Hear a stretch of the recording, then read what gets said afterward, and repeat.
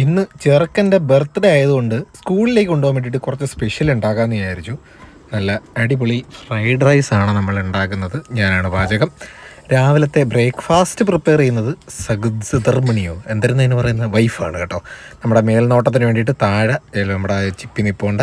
അപ്പം ഇതാണ് സധർമ്മണി ഉണ്ടാക്കിയ ദോശയും കറിയും, പട്ടാണി വെള്ളക്കറി എന്തെങ്കിലുമൊക്കെ പറയാം. ഇതാണ് ഞാൻ ഉണ്ടാക്കിയ ഫ്രൈഡ് റൈസ്. നമ്മുടെ എഗ്ഗ് ഫ്രൈഡ് റൈസാണ് ഉണ്ടാക്കിയത്. നമ്മൾ ലഞ്ച് ബാഗിലൊക്കെ ഇട്ട് എല്ലാം സെറ്റാക്കി കൊടുത്തു വിട്ടിട്ടുണ്ട്.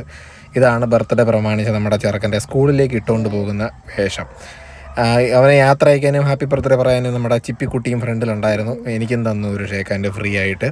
എന്തായാലും അവരെ സ്കൂളിലോട്ട് പറഞ്ഞു വിട്ടിട്ട് നമുക്ക് വേറൊരു പരിപാടി ഉണ്ടായിരുന്നു. കൊട്ടിയത്ത് നമ്മൾ നേരെ കിംസിലോട്ട് വെച്ച് പിടിച്ചു. കുറച്ച് ടെസ്റ്റുകളും കാര്യങ്ങളൊക്കെ കഴിഞ്ഞതിന് ശേഷം അതിൻ്റെ ക്ഷീണം മാറ്റാൻ വേണ്ടിയിട്ട് നമ്മൾ റമീസിൽ കയറി. റമീസിൽ നിന്ന് നല്ല അടിപൊളി 2 ഫ്രൈഡ് റൈസ്. ഞാൻ മേടിച്ചത് എന്തരായിരുന്നു എന്തോ, എന്തായാലും ചിക്കനായിരുന്നു. അവൾ മേടിച്ചത് ബെല്ലേരി ഫ്രൈഡ് റൈസ്. നമ്മുടെ കൊട്ടിയം റമീസിലെ അത്യാവശ്യം നല്ല അടിപൊളി സാധനമാണ് കേട്ടോ. നല്ല ചൂടോടുകൂടി നല്ല അടിപൊളി ഫ്രൈഡ് റൈസ് ആയിരുന്നു എന്തായാലും രണ്ടും. അത് കഴിഞ്ഞിട്ട് ഈവനിങ് നമ്മുടെ ബർത്ത്ഡേ ഫംഗ്ഷൻ നമ്മുടെ ഋതു വീട്ടിൽ വെച്ചിട്ടായിരുന്നു. ഡെക്കറേഷൻ പരിപാടികൾ മൊത്തം ആ കുരുപ്പാട് ചെയ്തത്.